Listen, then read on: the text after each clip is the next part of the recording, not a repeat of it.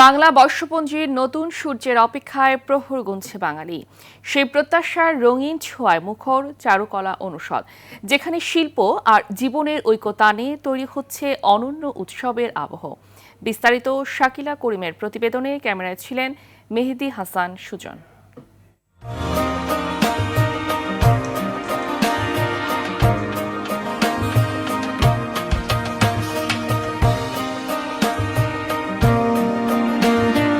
ঢাকা বিশ্ববিদ্যালয়ের চারুকলার আঙিনায় জেগে ওঠে রঙের বিস্ময়। তুলির আঁচড়ে, কাগজের গন্ধে আর স্বপ্ন ভেজা চোখে শিল্পীরা যেন লিখে চলেছেন ঐতিহ্যের গল্প।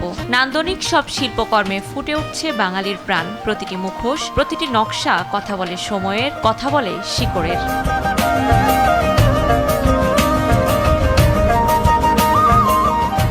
এই সৃজনের কেন্দ্রবিন্দু বৈশাখী শোভাযাত্রা, যেখানে আনন্দ মিশে যায় প্রতিবাদে আর ঐতিহ্য খুঁজে পায় নতুন ভাষা। এ যেন শুধু শোভাযাত্রার প্রস্তুতি নয়, এ এক রঙে লেখা চলমান কবিতা। মোটিভগুলো আমরা চুজ করে থাকি গ্রাম বাংলা বা আমাদের যে ঐতিহ্য সেখান থেকে। প্রত্যেকবারের মতো এই স্টুডেন্টরাই, প্রাক্তন এবং বর্তমান স্টুডেন্টরা মিলেই স্ট্রাকচারগুলো করছে। 5টা স্ট্রাকচার হচ্ছে টোটাল। আমরা চারুকলা স্টুডেন্ট হিসেবে প্রতিবার অপেক্ষায় থাকি যে কখন বৈশাখের কাজ শুরু হবে, আমরা কাজ করব। কেউ রঙে ডুবিয়ে দিচ্ছেন স্বপ্ন, কেউ কাঠামোয় গড়ে তুলছেন কল্পনা, আবার কেউ একটি সম্পূর্ণ ছবির জন্য নিঃশব্দে জুড়ে দিচ্ছেন সময়ের ছেঁড়া টুকরো।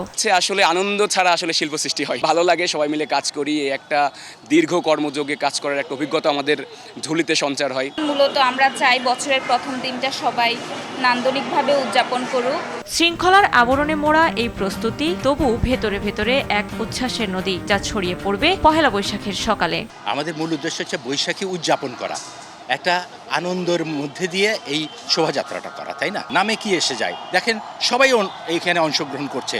প্রতিদিন এত ছেলে মেয়ে অংশগ্রহণ করছে, নাম নিয়ে তো কারো কোনো মাথা ব্যথা নেই। আমাদের এই পয়লা বৈশাখের যে কালচারটা, এটা কিন্তু অনেক পুরনো। এটা আমাদের একটা হেরিটেজ। এটাকে বাদ দিয়ে যদি আমরা আমাদের বাঙালি জীবনযাত্রা শুরু করতে চাই, তাহলে হবে না। রং, স্বপ্ন আর ভালোবাসায় বোনা এই আয়োজন নতুন বছরকে জানাবে বাঙালি এখনো বাঁচে তার সংস্কৃতিতে, তার সৃষ্টিতে।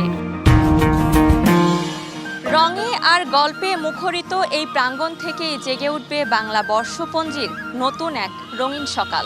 শিল্পীদের তুলির আঁচড়ে শুধু শিল্পই নয়, জেগে উঠবে বাঙালির ঐতিহ্য, ইতিহাস আর আশার গল্প। চারুকলা ইনস্টিটিউট চত্বর থেকে শাকিলা করিম, RTV, ঢাকা।